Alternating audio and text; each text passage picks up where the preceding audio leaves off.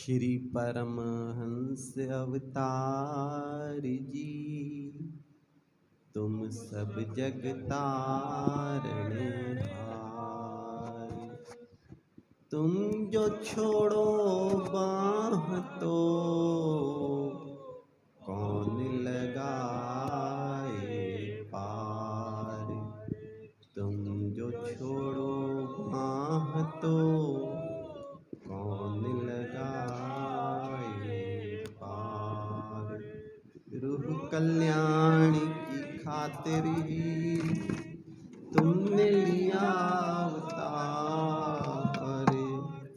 तब चरणन मम वंदना स्वीकार करो महाराज। तब चरणन मम वंदना स्वीकार करो महाराज।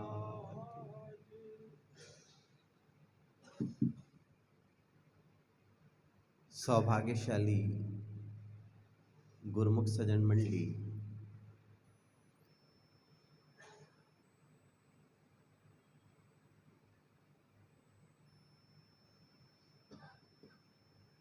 रामायण में लिखा है, प्रथम भक्ति संतन कर संगा, द्वितीय भक्ति मम कथा प्रसंगा।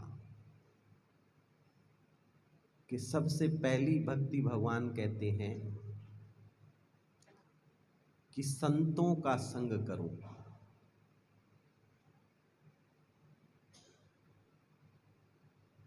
क्यों कहते हैं? क्योंकि संतों के संग से हमारे जीवन में विवेक आता है। बिन सत्संग विवेक न होई। सत्संग तीन चीजें हैं सत्संग की। पहले संतों का संग, फिर उनसे सत्संग सुनना कि मेरे भले के लिए क्या है,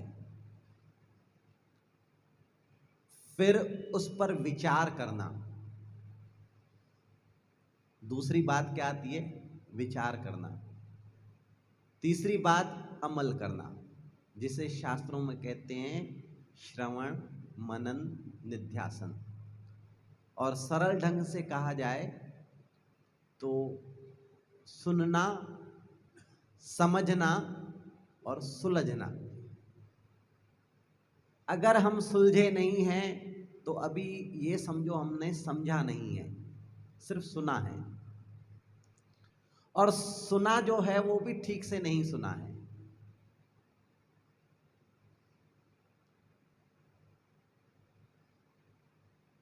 क्योंकि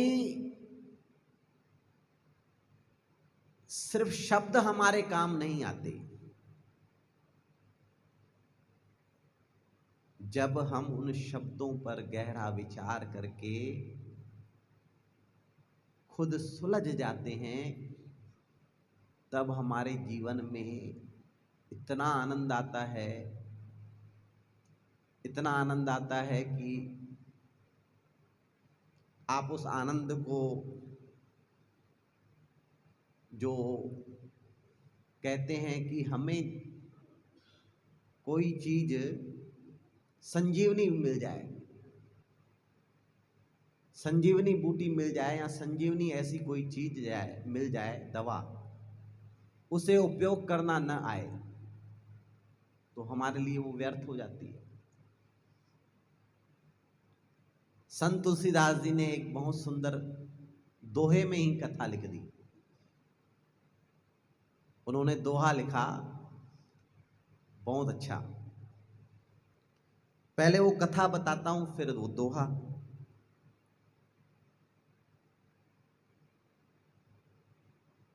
एक बार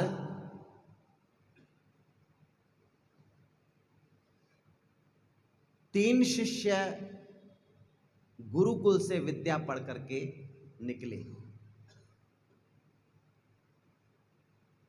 विद्या पढ़ करके निकले, रास्ते में जंगल पड़ता था, पैदल पैदल जा रहे थे तो संयोग से देखा कि एक शेर मरा पड़ा है। एक शिष्य ने कहा, ये तो शेर मरा है और इतना इसका तो मांस भी नहीं है, केवल पिंजड़ा है। तो एक शिष्य ने कहा, मुझे ऐसी विद्या आती है कि मैं इसके ऊपर पूरा मांस चढ़ा सकता हूं। दूसरे ने कहा, अच्छा। दूसरे ने कहा, मुझे ऐसी विद्या आती है कि मैं इसके अंदर पूरे रक्त का संचार कर सकता हूं। तीसरे ने कहा, भाई जब तुम दोनों को इतना आता है तो मुझे भी ऐसी विद्या आती है कि मैं इसके अंदर आत्मा डाल सकता हूं, जीवन डाल सकता हूं। संयोग से चौथा शिष्य भी था उनके साथ।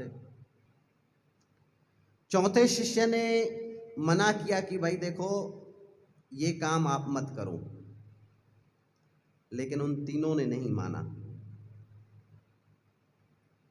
जो इंसान किसी को, आप एक बात याद रखना, किसी को बिना मेहनत के धन मिल जाए, बिना मेहनत के धन मिल जाए, उसका वो दुरुपयोग करेगा ही करेगा, उसका सदुपयोग नहीं करेगा वो कभी। इसलिए हमारे बड़े कहते थे कि अपने बच्चों को केवल धन मत दो, उन्हें संस्कार भी दो। आपने बिना मेहनत के उन्हें धन दिया, इसलिए वो आपकी इज्जत नहीं करते। आप कहोगे नहीं जी हमारे बच्चे तो मेहनत करते हैं, पर हो सकता है शायद कुछ तो कमी होगी। मैंने ऐसे भी सुना है, कुछ अरबपति परिवार हैं गुजरात में जो अपने नौकरों को कार और मकान देते हैं, ढोलकिया परिवार, पर अपने बच्चों को जब पढ़ लिख करके आते हैं तो 3 महीने के लिए नौकरी करने के लिए भेजते हैं। कहते हैं 5,000 हैं 3 महीने के, अब तुम कमाओ खाओ जो करना है, पर हमारी पहचान आप पढ़ सकते हो, आजकल तो हर चीज़ है उसमें। तो उन्होंने अपना अनुभव लिखा है कि हमने बर्तन भी मांजे कहीं जा कर के। अनुभव तभी आता है जीवन का। अगर किसी को बिना अनुभव के कोई चीज गद्दी मिल जाए, फिर आप उसका दुरुपयोग देखिए। दुरुपयोग जो होता है पावर का, वो बिना अनुभव के होता है। अब ये शिष्य भी थे ऐसे ही, मति के हीन, तीनों ने वो काम किया। अब वो शिष्य मना करता रहा, वो कहने लगा भाई मैं ऊपर चढ़ जाता हूँ पेड़ पर, फिर इसे जिंदा करो। वो इसकी हंसी उड़ाने लगे कि तू डरपोक है। और आप देखिए ऐसे ही जो संस्कारवान होता है, चला जाए किसी दोस्तों के साथ, वो कहेगा तू पीता नहीं है हमारे साथ, उसकी हंसी उड़ाते हैं, तू आज के समय में जी रहा नहीं है। इस कथा, देखिए कथा पुरानी है, लेकिन आज के समय में भी सेम ऐसा ही है। जो वो शेर को जिंदा किया ना, वो जो आजकल के बच्चे पीते हैं, तो वो क्या शेर की तरह वो नहीं है जो अपने लिवर किडनियों को सब खराब कर रहे हैं।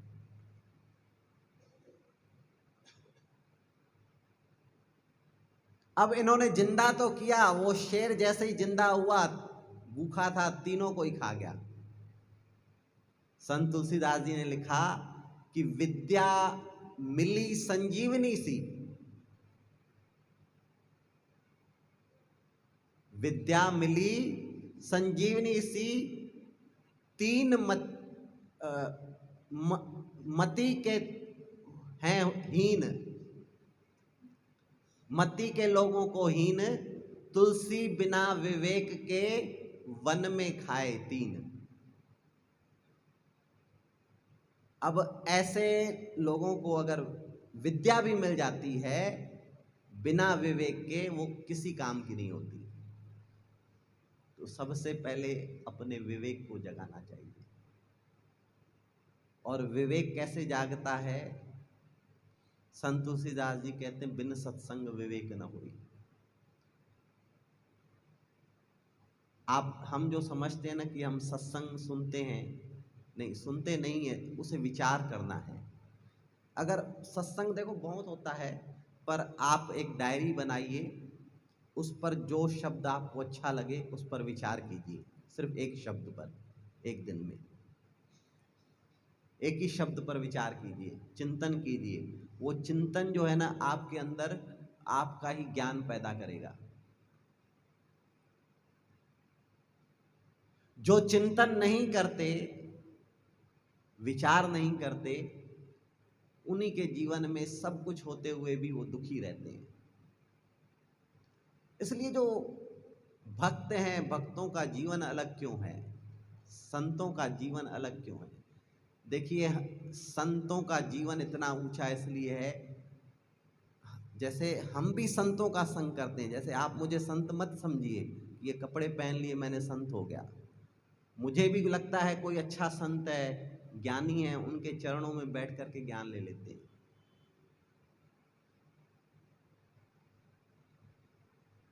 क्योंकि संतों की परिभाषा क्या है?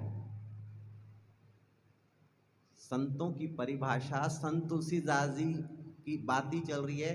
संत तुलसीदास जी 125 वर्ष के थे, भगवान की भक्ति में लीन थे। वो कहते हैं कि प्रभु, हाथ जोड़कर कहते हैं भगवान से कि प्रभु कब मेरा मन संत की तरह होगा। विनती करते हैं भगवान से। अजहू मेरा मन लोभी, कामी, क्रोधी है। भगवान से कहते हैं प्रभु आज भी मेरा मन लोभी, कामी, क्रोधी है, कब मेरा मन संतों के जैसा बनेगा। ये अपने मन की परख, विचार, चिंतन, इसी को कहा गया सत्संग। सत्संग क्या है? चिंतन, कि मेरे अंदर बदलाव क्यों नहीं आया, आखिर मेरे अंदर वो शांति क्यों नहीं उठती जो मुझे संजीवनी विद्या मिली है, नाम जो मिला है। जिन्हें दाम प्यारे उन्हें दाम दे दो, मुझे राम प्यारे मुझे राम दे दो। जिन्हें दाम प्यारे उन्हें दाम दे दो, मुझे राम प्यारे मुझे राम दे दो, मुझे राम प्यारे। और भगवान से ये जो भक्त विनती करता है, आप ये मत समझिए कि हमारे पास धन नहीं हो सकता था। मैं तो हमेशा शुरू से देखता हूँ, जब से दरबार में आया तो मैं भगवान से एक विनती करता था कि भगवान जीवन में मुश्किलें देना, परेशानियाँ देना, सब कुछ देना, लेकिन उसे सुलझाने की एक समझ देना। मैं ये कहता था भगवान से कि भगवान मेरे जीवन में महल लिखे हों, अरबों रुपए लिखे हों, मुझे मत देना वो, मुझे सच देना, सच देना बस।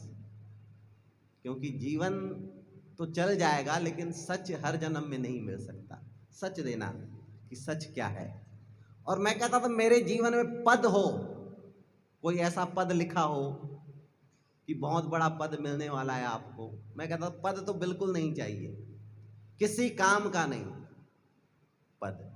जो हम पद के पीछे भागते हैं कि ये पद है, हमारे आनंदपुर दरबार में भी पद हैं बहुत सारे, लेकिन तो भी नहीं भागता। क्यों? क्योंकि है ही नहीं सुख उनमें। ये विवेक जो हमें संतों ने दिया कि पद में सुख नहीं, संजीवनी विद्या जो मिली है उसमें सुख है, वो शांति आपके अंदर से आएगी। पद में क्या पड़ा है? 1000 लोग आज माला पहनाएंगे, जिस दिन कल पद पे नहीं रहोगे उस दिन, जिस दिन नहीं पहनाएंगे उस दिन सब लोगों को देखोगे, अरे मुझे तो कोई पूछ रहा नहीं है। तो कितना मान चाहिए? आज तो बहुत मान मिल रहा है, कल मान नहीं मिलेगा, फिर क्या होगा?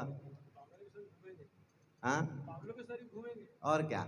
इसलिए कल भी मैं गीता के ऊपर कर रहा था सत्संग, तो भगवान श्री कृष्ण अर्जुन से कहते हैं कि अर्जुन अपमान को सहन करना सीखो, सुख दुख को सहन करना सीखो। भगवान श्री कृष्ण ने गीता लिखी, गीता लिखी नहीं, उन्होंने अर्जुन से कहा। तो वो अर्जुन से कहा, पर वो गीता जो लिखी गई भगवान की, वो किसके लिए है?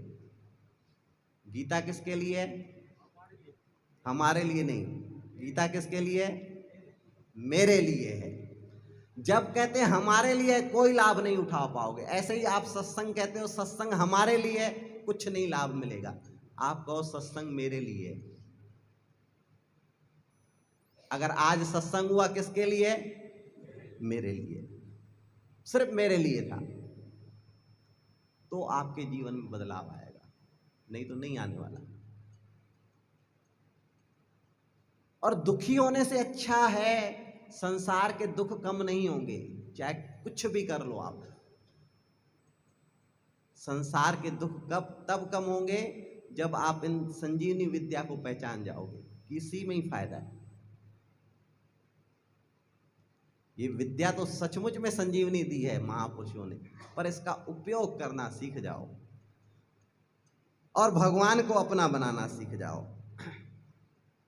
और जो उनके बन जाते हैं वो भगवान से धन नहीं, क्या कहते हैं, भरोसे उन्हीं के भरोसे, उन्हीं का सहारा, जिन्हें मैंने हर सुख दुख में पुकारा।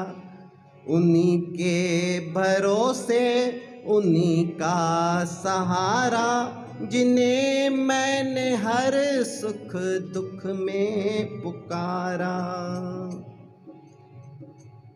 मेरी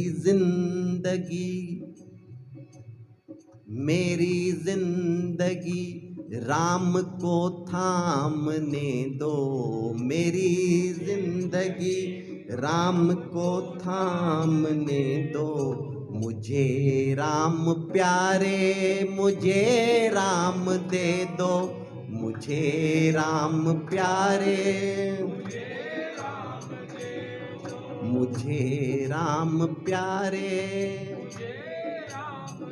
आप दिल से भगवान से भगवान को मांगिए, आपके जीवन में संसार की कमी नहीं आएगी। आप जो घबरा जाते हो ना कि शायद भगवान को मांगूंगा तो धन की, अरे धन तो उनकी परछाई है, माया तो उनकी परछाई है। जब सत्संग में यही तो विवेक जागता है ना। विवेक किसे कहते हैं कि मेरे अंदर जो घबराहट है कि मैं जो भगवान को मांगता हूँ कहीं माया न हट जाए, कम न हो जाए, संसार के रिश्ते न छोड़ दें। ऐसे नहीं छोड़ेंगे आपको, और ज्यादा आएंगे, क्योंकि माया जानती है कि ये भगवान की तरफ बढ़ रहा है, अब इसे और दो। जिस दिन पूर्णता से आप विवेक जागेगा उस दिन माया हट जाती है सिर्फ।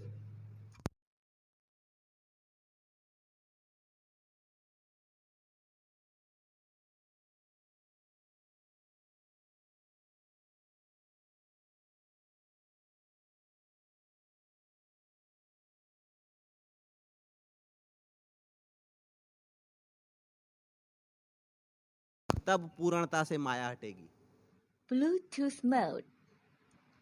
हम क्या है, शुरुआत में ही ऐसे सत्संग सुन लेते हैं कि गरीब था, माया नहीं चाहिए थी, ऐसे बहुत सारे सत्संग सुन लेते हैं। तो हम सोचते हैं कि शायद हम भी न भगवान की भक्ति करें तो गरीब हो जाएं, अरे रिश्तेदार न छोड़ दें।